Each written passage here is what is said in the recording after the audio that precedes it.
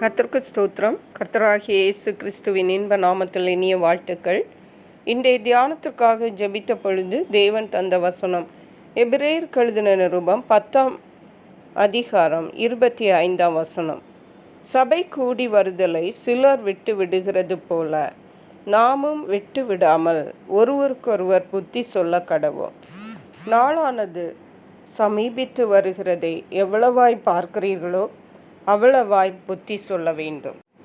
நம்முடைய கர்த்தராகிய இயேசு கிறிஸ்து அவருடைய பிள்ளைகளாகிய நாம் அவரை ஆராதிக்க வேண்டும், சபை கூடி வர வேண்டும் என்ற நியமங்களை நமக்கு நியமித்திருக்கிறார்.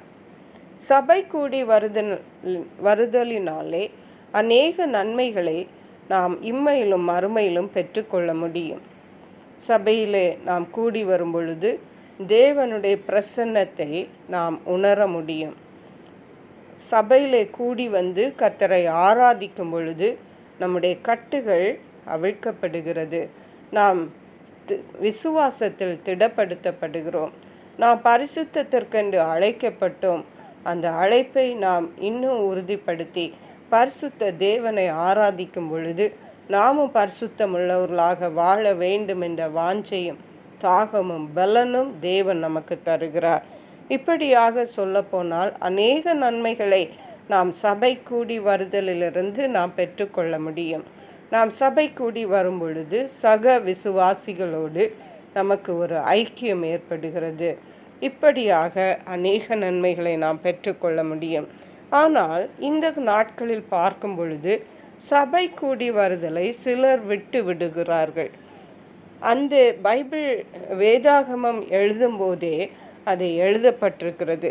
சிலருக்கு சபை கூடி வருதலிலே உள்ள முக்கியத்துவத்தை அவர்கள் தெரியாமல் இருக்கிறார்கள். ஆகவே சபை கூடி வருதலை அவர்கள் விட்டு விடுகிறார்கள். சபை கூடி வருதலை சிலர் விட்டு விடுகிறது போல நாமும் விட்டு விடாமல், நாம் சபை கூடி வருதலை விட்டு விடாமல் ஒருவருக்கொருவர் புத்தி சொல்ல கடவோம். நாளானது எவ்வளவாய் சமீபித்து வருகிறதே பார்க்கிறீர்களோ அவ்வளவாய் புத்தி சொல்ல வேண்டும்.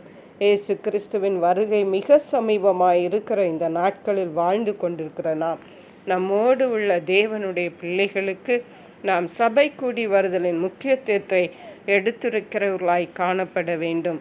தாவீது ராஜா கூட சொல்லுகிறார், கர்த்தருடைய ஆலயத்திற்கு போவோம் வாருங்கள் என்று அவர்கள் எனக்கு சொன்னபோது மகிழ்ச்சியாக இருந்தேன் என்று. அப்படிப்பட்ட ஒரு மகிழ்ச்சி நம்மிடத்தில் காணப்பட வேண்டும்.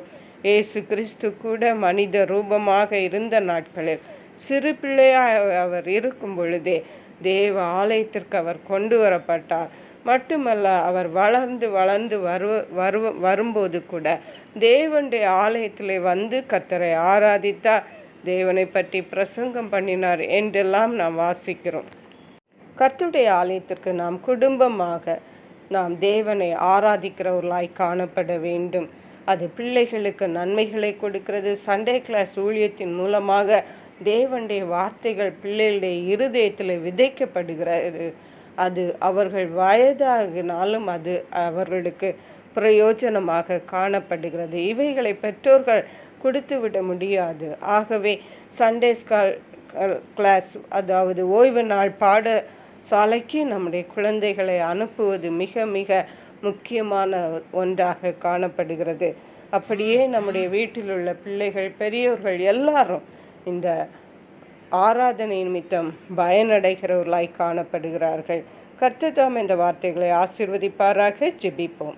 எங்களை கிருபையா நேசித்து பாதுகாத்து வழி நடத்துகிற எங்கள் அன்பின் தகப்பனே, ஆசீர்வதிக்கப்பட்ட இந்த நல்ல நாளுக்காக நன்றி. இந்த நாளிலும் சபை கூடி வருதலின் முக்கியத்துவத்தை எங்களுக்கு திட்டமும் தெளிவுமாக சொல்லியிருக்கீங்கப்பா.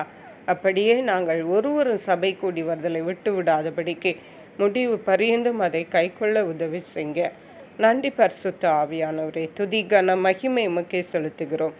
மீட்பரு இரட்சகருமாகிய இயேசு கிறிஸ்துவின் இன்ப நாமத்தில் ஜெபிக்கிறோம் எங்கள் அன்புள்ள பரமபிதாவே. ஆமேன். God bless you.